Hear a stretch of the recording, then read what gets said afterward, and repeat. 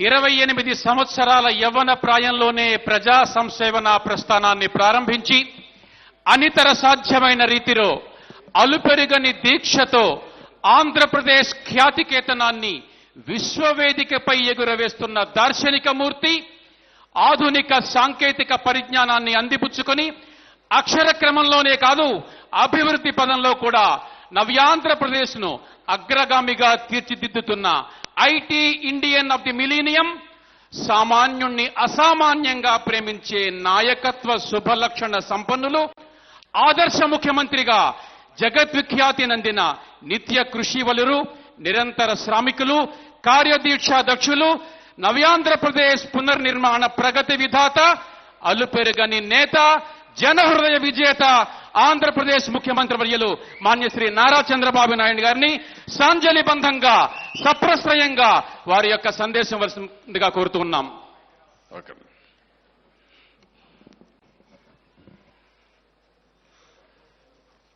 సభకు నమస్కారం. నేను అందరికీ చెప్పి నేను పేరు చెప్తే బాగుండదు. ఈరోజు ఒక శుభ కార్యక్రమం, ఒక టైం బౌండ్ ప్రోగ్రాం. ఎప్పుడు కూడా వెంకయ్యనాయుడు గారు వచ్చినప్పుడంతా అనేవారు, చాలా బాధపడేవాళ్ళు.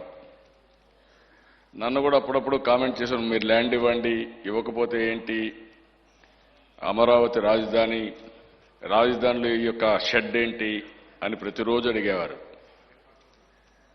అలాంటిది ఒక షెడ్తో ప్రారంభించాం. ముందు అది ఒక మండలంలో ఉండే బస్ స్టాండ్ కంటే ఆ స్థాయిలో ఉంది మన బిల్డింగ్, ఒరిజినల్గా ఉన్న బిల్డింగ్ అయితే. అక్కడి నుంచి దాన్ని రిపేర్ చేసుకున్నాం, కొద్దిగా అటు ఇటు కొద్దిగా రిపేర్ చేశాం. అక్కడి నుంచి మళ్ళీ ఈ టెర్మినల్కి వచ్చాం. ఈ టెర్మినల్ నుంచి ఇప్పుడే అశోక్ గారు చెప్పారు, ఇది ట్రాన్సిట్ టెర్మినల్. తొందరలోనే ఇంకొక టెర్మినల్ కానీ అందులో ఏరో బ్రిడ్జెస్ కానీ వస్తాయి. భవిష్యత్తులో దీన్ని కార్గోకు ఉపయోగించుకుంటామని ఇప్పుడే చెప్పారు. చాలా సంతోషం, మనస్ఫూర్తిగా అభినందిస్తున్నాం. ఈరోజు మనందరం ఒకసారి చూస్తే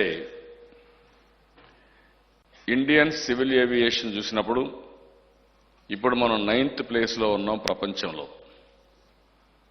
అదే సమయంలో భవిష్యత్తులో 3వ ప్లేస్కి వస్తాం. అంటే అమెరికా, చైనా తర్వాత ఏదైనా ఉందంటే మనం 3వ ప్లేస్కి వచ్చే అవకాశం ఉంది 2030కి.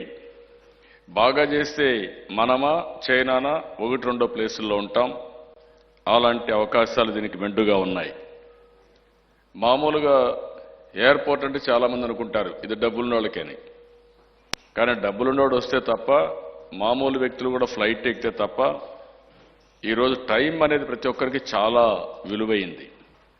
ఏదైనా కొనుక్కుంటాం కానీ టైంను మాత్రం కొనలేం. భగవంతుడు అందరికీ సోషలిజం పెట్టాడు. ప్రతి ఒక్కరికి 24 గంటలే, తెలివైన వాడికి, తెలియని వాడికి, చదువుకున్న వాళ్ళకి, చదువుకోని వాళ్ళకి, లేకపోతే ఎవరైనా సరే ఆ యాంగిల్లో 24 గంటల time.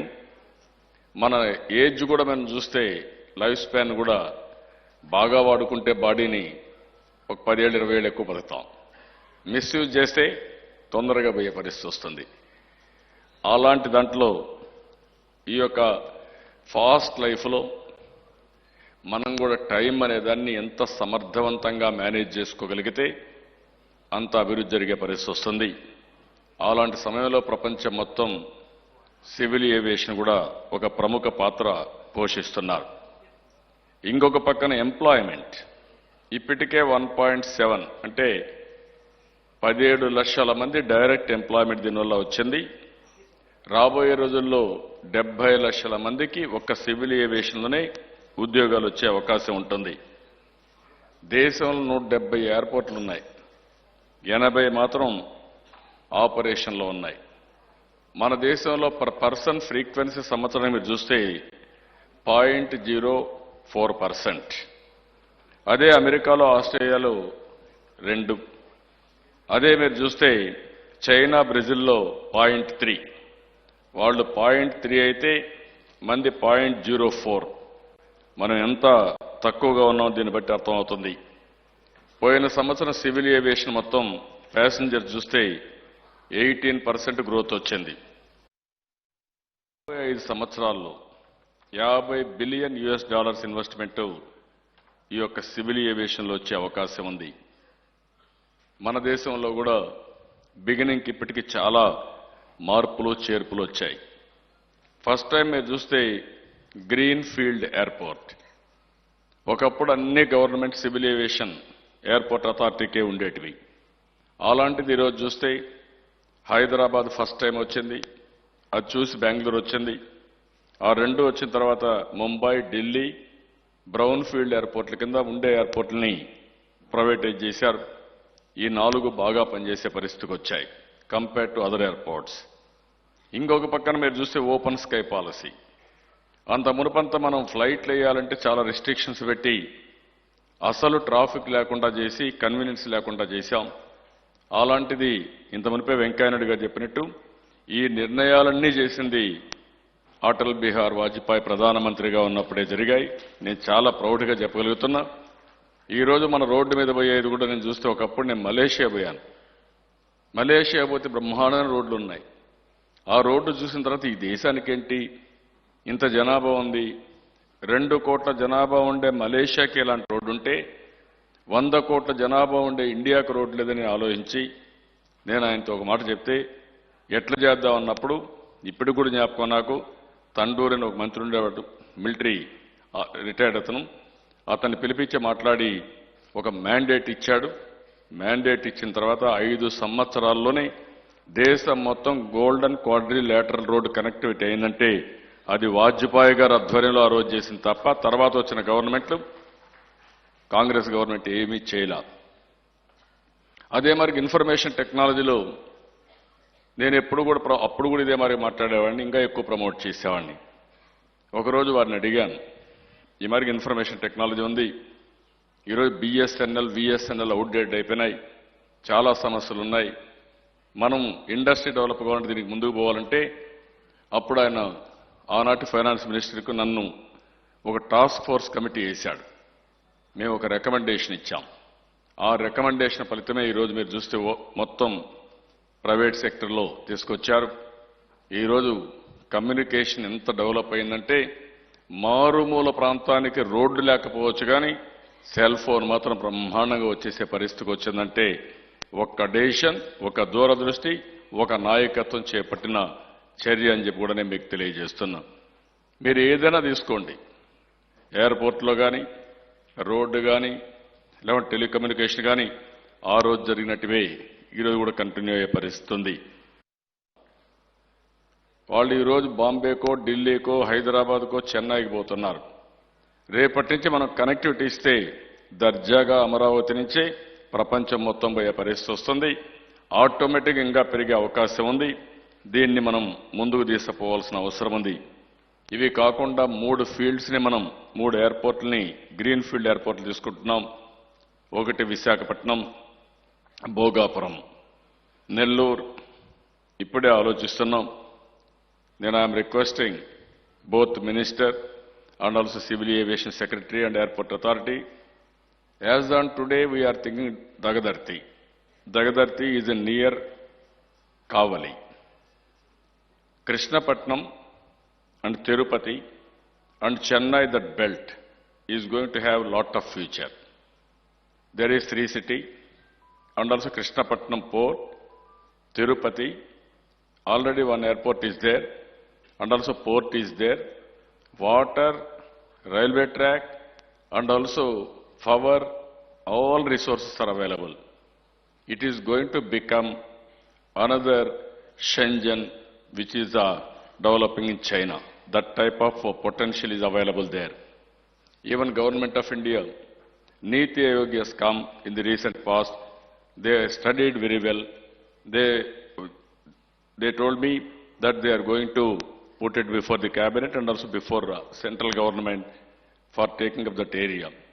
Here I am requesting Honorable Minister and also Honorable Secretary, all of them, please think over, instead of Dagadarthi, if you keep it in Krishnapatnam itself, then there is a lot of future for that airport.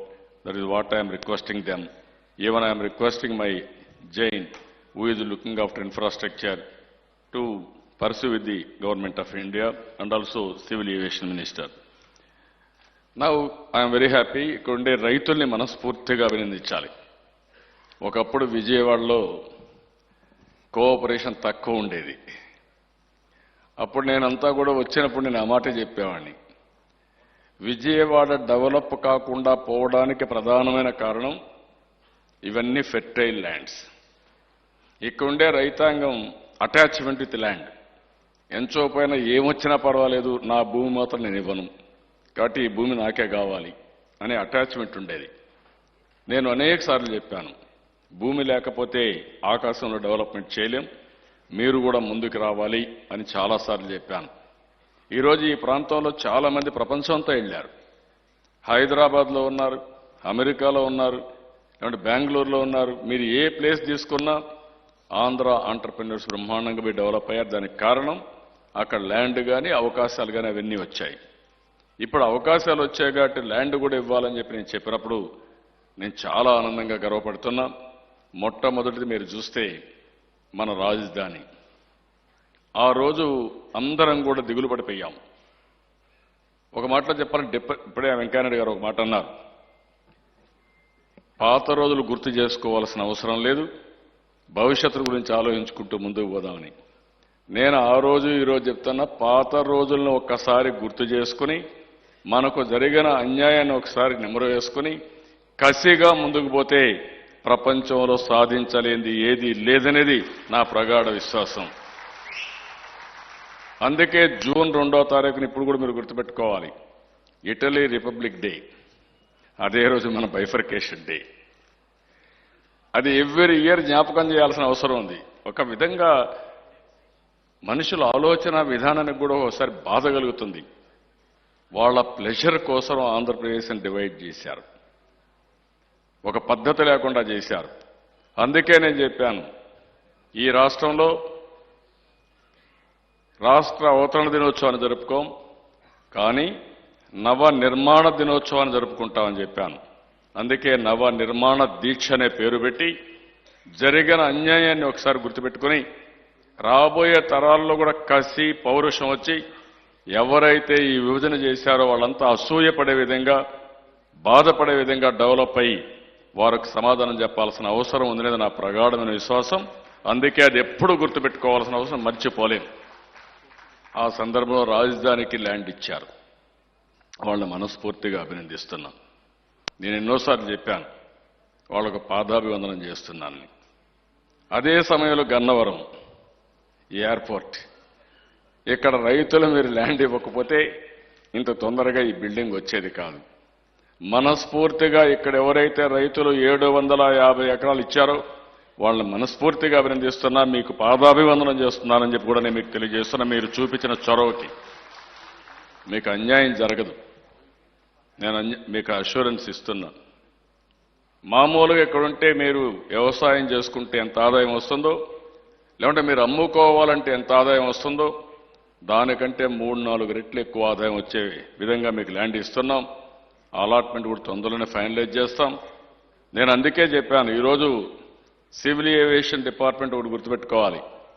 Both minister గారు is our party, Venkaiah Naidu గారు is from our state, but at the same time civil aviation secretary and airport chairman, airport authority chairman has to remember one thing, 750 acres is costing about, minimum if you calculate 3 crores per acre, it is costing 2,250 crores. That is the wealth we have given to you, that is the value we have passed on to the civil aviation department. Now I am very happy, you also done very well.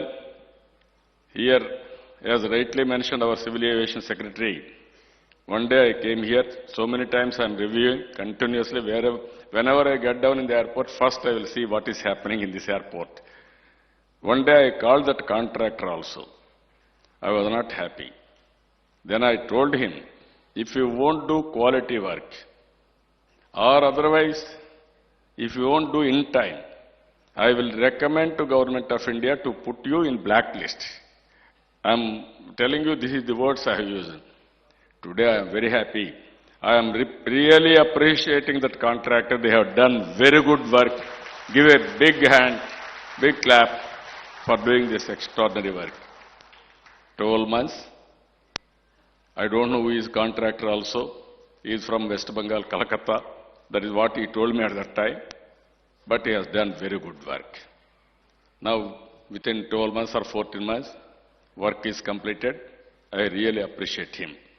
And also, civil aviation concerned officers, they have taken very good care and also interest.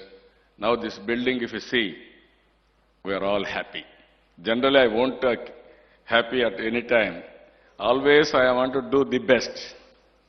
What next like that? But by seeing this building, it has come very well. I really appreciate total minister and also civil aviation department. Here I want to give some more suggestions. One is here, before going to this subject, రైతులందరికీ హామీ ఇస్తున్నా, మీకు కూడా చిన్న చిన్న సమస్యలు ఇంకా కొన్ని ఉన్నాయి. అవన్నీ కూడా ఒకటి ల్యాండ్స్ అలాట్ చేయడం, అది కూడా మీకు ఏమాత్రం అన్యాయం జరగకుండా మీకు రాజధానిలో ఆ ల్యాండ్స్ అన్ని కూడా అన్ని అయిపోతాయి. ఇప్పుడిప్పుడే అలాట్ చేస్తున్నాం. వీళ్ళని తొందరలో అలాట్మెంట్ కూడా పూర్తవుతుంది.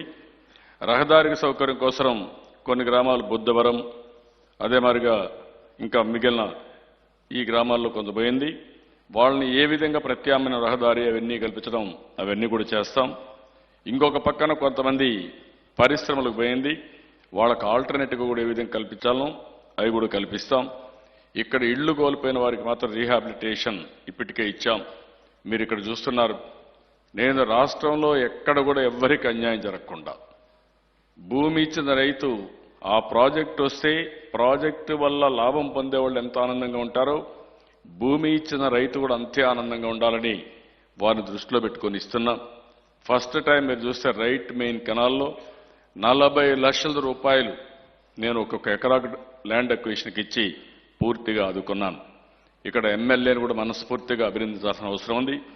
మంచి నాయకత్వాన్ని ఇచ్చి ఎక్కడికక్కడ అందరినీ ఒప్పించి వాళ్ళకు కూడా అన్యాయం జరగకుండా పోరాడి న్యాయం చేపిస్తున్నాడు. అతను కూడా మనస్ఫూర్తిగా అభినందిస్తున్నా. Now I am requesting 2-3 issues here, both minister and others. In all airports, Visakhapatnam and Vijayawada, and also Rajahmundry and Tirupati, you have seen, government is spending money for beautification, landscaping, everywhere. Because of that, first impression, anybody will come. Airport is very, very important. Inside airport and also immediately outside airport is very, very important. So we have spent so much of money for landscaping. Even same principle, they have to extend to other airports also. And also they have to help for respective governments, they will do in a big way. Second one, in all airports, you have to establish some developments. That is hotel, hospitality, in PPP model, and also revenue sharing. You give that and you take that money. But at the same time, you provide some facilities. It will go a long way. Sometimes people will come, they will stay here only, they will complete the business, then they catch the next flight. And also that is one thing. This is only a suggestion. Second, next terminal. I am requesting civil aviation, they have to complete another 2 years' time, runway and also new terminal. Then only full-fledged airport will come, will have an advantage, the terminal has to come. And also third one, we are prepared to give land for air freight station.